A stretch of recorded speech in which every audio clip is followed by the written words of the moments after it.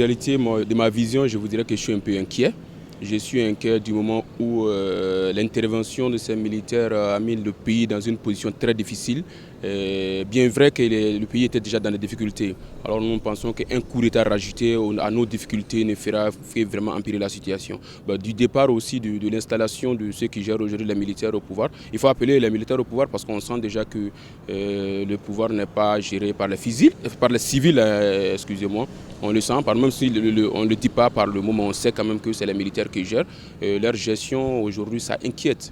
Nous pensions que la transition qu'on n'a pas souhaitée devrait permettre un démarrage de réglage de beaucoup de choses dans ce pays-là. Mais ce qu'on voit, c'est le contraire. Ça inquiète. Ça inquiète. Nous pensons que ce qu'on voulait, ce n'est pas ce qui est en train de se passer. Nous ne dirons pas que le rôle seulement d'un militaire, c'est au front. Mais le rôle primordial d'un militaire, c'est de sécuriser les citoyens. Je pense que si les militaires envisagent autre chose que de sécuriser les citoyens, ça va mettre beaucoup de difficultés dans le pays, notamment si les militaires envient les postes administratifs et autres. Là, nous pensons que ça va beaucoup jouer sur l'aspect sécuritaire du pays. Et c'est ce qu'on voit aujourd'hui. On voit que les militaires veulent vraiment rentrer dans l'administration, les militaires veulent faire beaucoup de choses. Bon, ça c'est notre avis, c'est inquiétant. C'est inquiétant. On reste optimiste pour voir si ça va marcher ou pas. Ils ont une bonne idéologie, mais en réalité, ils ont besoin d'assistance en fait. Ils ont besoin des hommes politiques auprès d'eux pour les guider. Sinon, ils ont une très bonne mentalité, mais au Mali ici, c'est pas facile. C'est pas du tout facile. Parce que surtout le redressement, l'armée malienne également est en phase de reconstruction, donc c'est pas facile. C'est pas une chose qui est facile.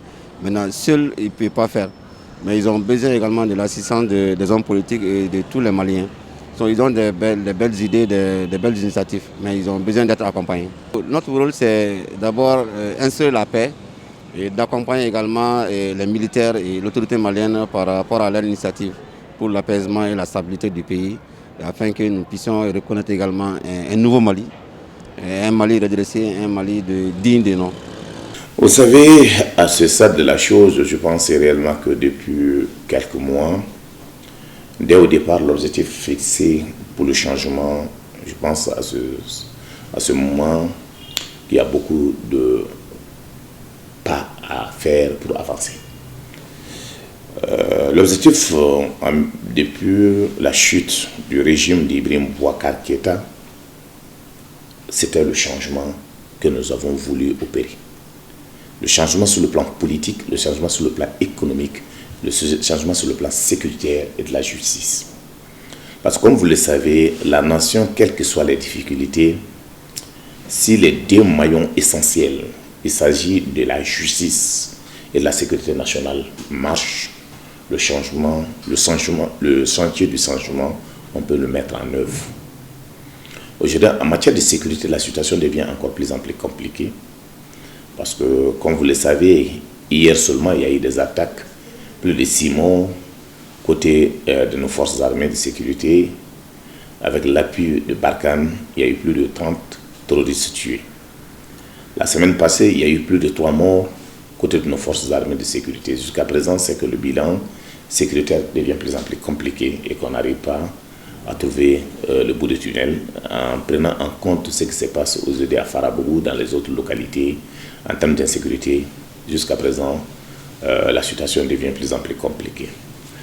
En matière de combat contre le coronavirus, la situation aussi n'est pas très satisfaisante.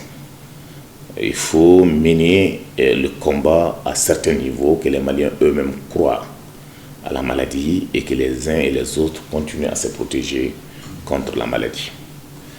Alors, concernant l'école, concernant le social, les autres aspects, il reste beaucoup de choses à prendre en compte. Aussi, si nous tenons compte de la situation de notre pays, on ne peut pas exclure les hommes politiques. À ce stade de la chose, je pense que les militaires pensent qu'ils peuvent gérer le pays sans les hommes politiques. C'est des erreurs. Il nous faut forcément, chacun doit être sur le chantier battu.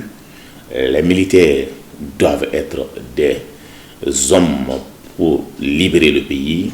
L'homme politique a le sentier politique avec un programme précis qui doit faire le travail.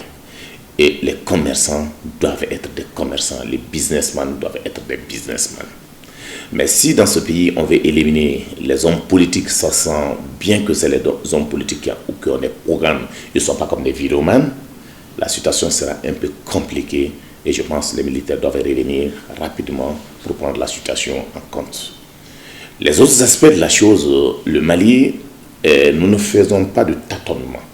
Il est important que les uns et les autres se regardent en face et comprennent aujourd'hui le Mali en compte en évitant des intérêts personnels et égoïstes, souvent en prenant la famille comme le cheval de bataille, afin de travailler pour sécuriser sa famille en laissant le pays en jeu.